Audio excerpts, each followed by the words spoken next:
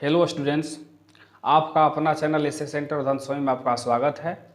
यदि आप इस चैनल पर नए हैं तो चैनल को सब्सक्राइब कर बेल आइकन को प्रेस करें। आज के वीडियो में हम लोग क्लास 10th का एनसीईआरटी मैथ के एक्सरसाइज 3.3 के बारे में हम लोग पढ़ेंगे। और एक्सरसाइज 3.3 कह रहा है कि निम्नलिखित रैखिक समीकरण को प्रतिस्थापन विधि द्वारा हल करना है।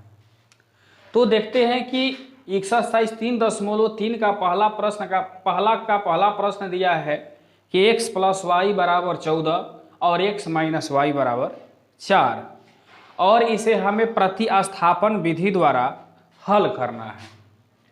कौन सा विधि है? प्रतिस्थापन विधि। प्रतिस्थापन विधि से हल करना हम लोग सीखेंगे। तो देखते हैं कि x + y बराबर यहाँ पर 14 दिया हुआ है, इसे हम समीकरण 1 मान लेते हैं।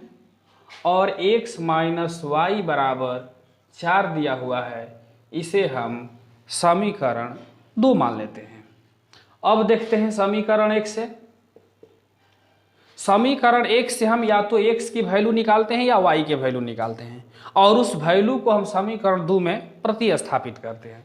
तो समीकरण 1 से अगर हम y का मान निकालेंगे तो ये 14 है, ये प्लस इधर आएगा तो माइनस हो जाएगा। इसे मान लेते हैं हम समीकरण 3। और समीकरण 3 में जो y का मान प्राप्त हुआ है 14 - x, तो इस मान को हम समीकरण 2 में y के स्थान पर रख सकते हैं। तो देखते हैं समीकरण 2 में y बराबर 14 - x को प्रतिस्थापित करने पर, मतलब रखने पर, तो देखते हैं कि यहाँ पर x - y बराबर 4 है, तो x माइनस और y के स्थान पर हम ये 14 - x लिख सकते हैं, बराबर 4 है। तो देखते हैं कि ये हो जाएगा x - 14x, 14 माइनस प्लस 1 से, और बराबर ये 4 है। तो इसको जोड़ देंगे तो 2x हो जाएगा, और 4 ये माइनस इधर आएगा तो प्लस 14 हो जाएगा। तो 2x बराबर ये 18 हो गया। 18 में जब हम 2 से भाग कर देते हैं तो x का जो मान है वो 9 प्राप्त होता है। अब x के मान को समीकरण 1, 2 या 3 में से किसी में रह करके हम y का मान प्राप्त कर सकते हैं। तो हम क्या काम करेंगे कि समीकरण 3 में x बराबर 9 रखने पर, तो समीकरण 3 यहां पर दिया हुआ है y बराबर 14 - x, तो y बराबर हो जाएगा 14 - x का मान 9 आया हुआ है तो 9y लिख सकते हैं, इसलिए y बराबर हो जाएगा 14 में से 9 को जब घटाएंगे तो 5 आ जाएगा। प्रतिस्थापन विधि के द्वारा x और y का मान हमें प्राप्त हो गया। अब नेक्स्ट प्रश्न हम लोग देखते हैं कि क्वेश्चन नंबर 1 का दूसरा प्रश्न दिया है कि x - t बराबर 3 और x बटा में 3 प्लस t बटा में 2 बराबर 6। प्रतिस्थापन विधि द्वारा इसे भी हम लोग हल करेंगे। तो देख लेते हैं कि s - t बराबर 3, इसे हम समीकरण 1 मान लेते हैं। और यहाँ पर दिया हुआ है s बटा में 3 अब प्लस t बटा में 2 अब बराबर 6, इसे हम समीकरण 2 मान लेते हैं।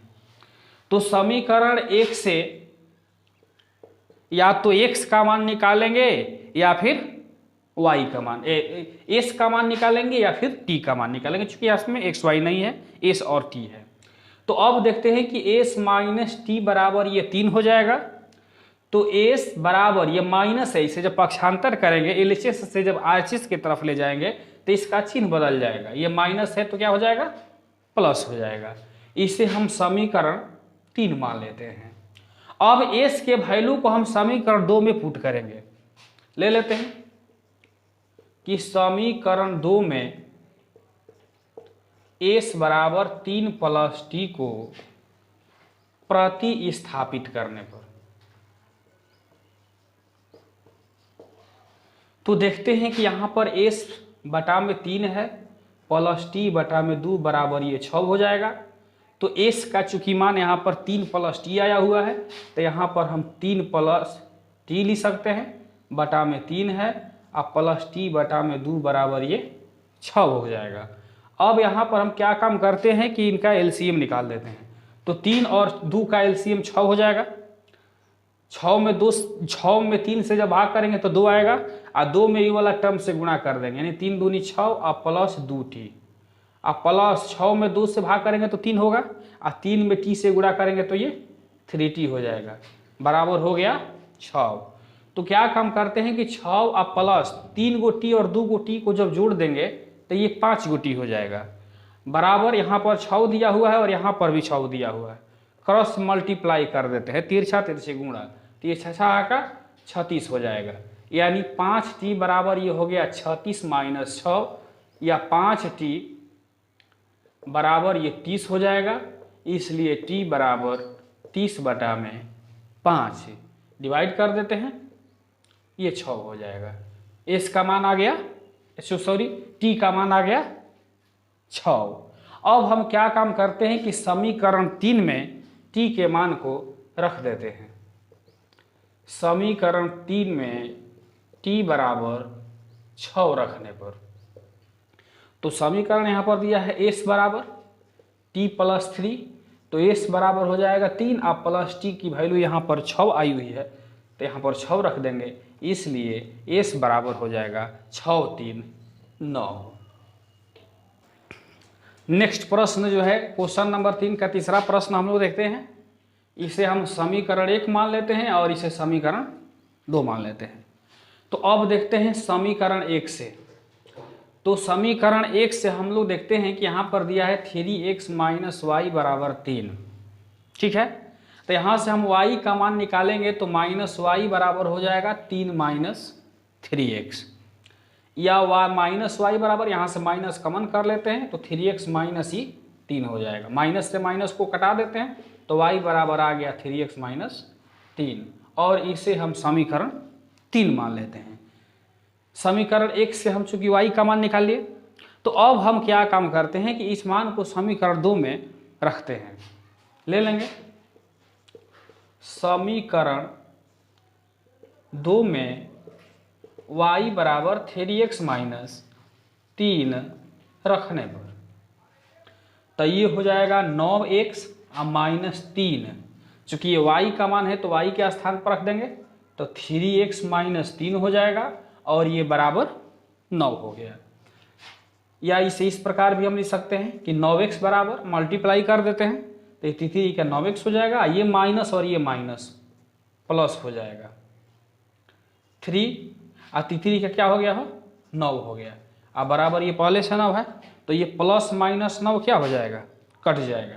तो ये देखते हैं कि 9 बराबर आ गया 9। तो अब यहाँ पर देखते हैं कि कोई भी चर पद यहाँ पर उपस्थित नहीं है, और दोनों पक्ष का मान आपस में क्या आ गया है, बराबर आ गया है। तो जब यहाँ पर कोई चर राशि उपस्थित नहीं है और दोनों पक्ष अगर बराबर है, तो वैसे परिस्थिति में इस समीकरण का हल जो है वो अपरिमित रूप से अनेक हल होगा। तो यहाँ पर लिख सकते हैं कि अतः इसका अपरिमित रूप से अनेक हल है।